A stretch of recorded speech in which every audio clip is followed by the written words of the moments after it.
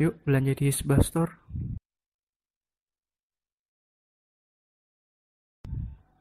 Dengan belanja di Isbastor, berarti Anda telah membantu operasional dakwah kami.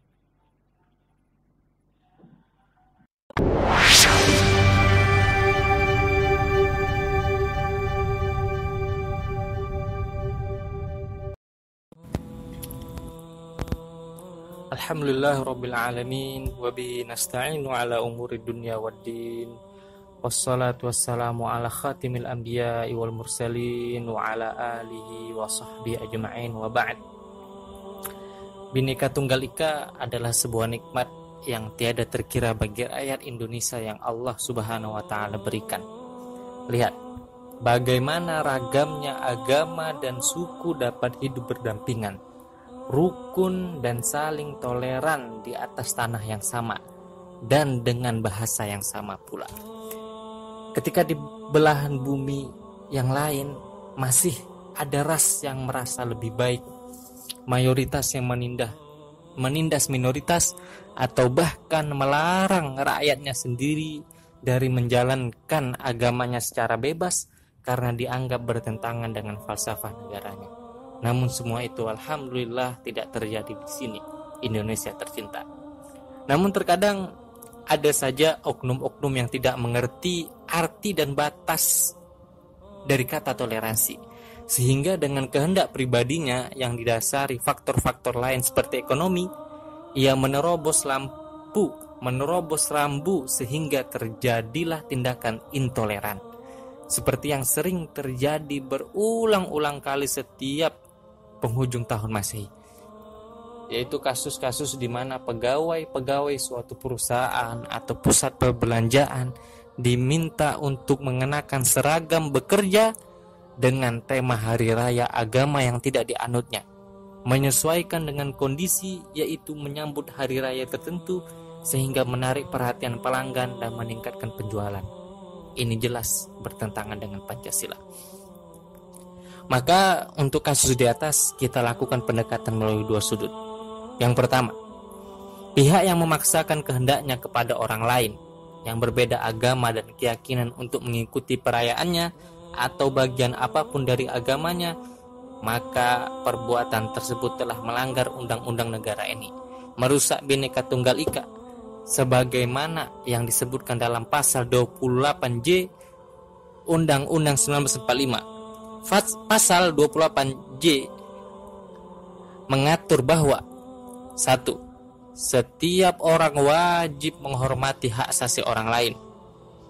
Dan ayat kedua mengatur pelaksanaan hak tersebut wajib tunduk pada pembatasan-pembatasan dalam undang-undang.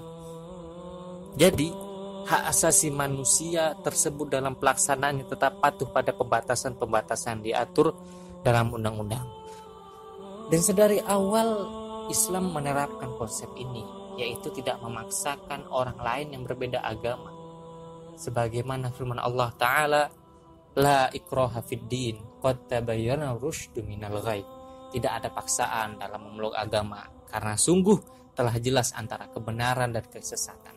Quran Surah Al-Baqarah ayat 102 ayat 256. Dan firman-Nya juga, Lakum dinukum waliyadin, untukmu agamamu dan untukku pula agamaku.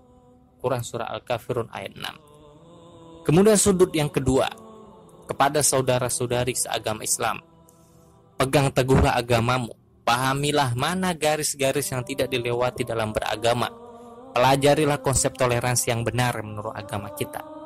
Toleransi adalah memberikan kepada pemeluk agama lain haknya dalam menjalankan agamanya, bukan terpaksud. Maknanya ikut-ikutan dan meniru. Bukan pula meyakini kebenaran yang ia yakini, karena sebelum Allah mengatakan pada ayat yang sebelumnya, untukmu agamamu dan untukku pula agamaku, sebelumnya Allah telah tegaskan status mereka, itu apa? Ya ayyuhal kafirun, wahai orang-orang yang kufur, yang kafir, tidak beriman kepada Allah Subhanahu wa ta'ala.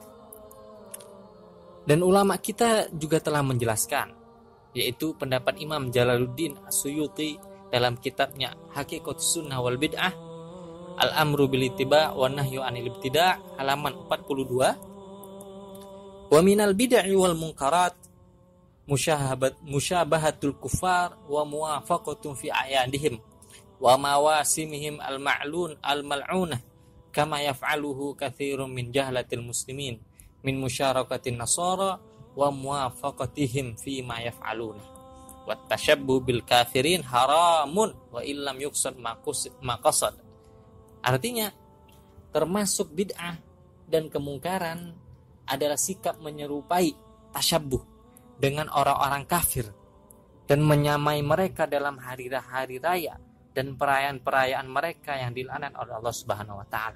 Sebagaimana dilakukan banyak kaum muslimin yang tidak berilmu, yang ikut-ikutan orang-orang Nasrani dan menyamai mereka dalam perkara yang mereka lakukan dan menyerupai orang kafir hukumnya haram sekalipun tidak bermaksud menyerupai.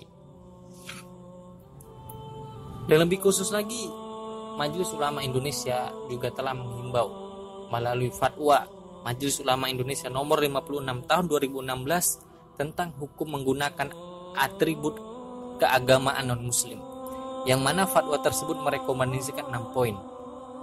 Di antaranya yang paling penting untuk diketahui yaitu poin keempat, yaitu pimpinan perusahaan agar menjamin hak umat Islam dalam menjalankan agama sesuai keyakinannya, menghormati keyakinan keagamaannya, dan tidak memaksakan kehendak untuk menggunakan atribut keagamaan non-muslim kepada karyawan muslim.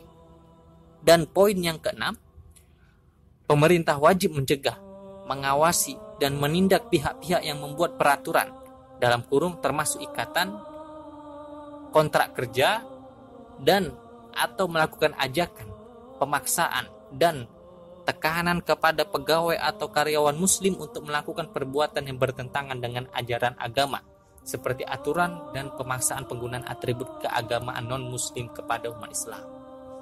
Jadi, pesan untuk kaum muslimin di bulan ini adalah berani untuk berkata tidak kepada seluruh bentuk pemaksaan, baik itu penggunaan atribut, ucapan, atau merayakan bersama.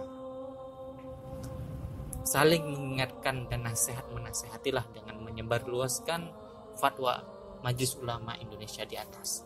Semoga Allah Ta'ala senantiasa menjaga kita, menjaga hati kita untuk terus istiqomah memeluk dan menjalankan agama Islam secara kafah. Wassalamualaikum warahmatullahi wabarakatuh. Assalamualaikum warahmatullahi wabarakatuh.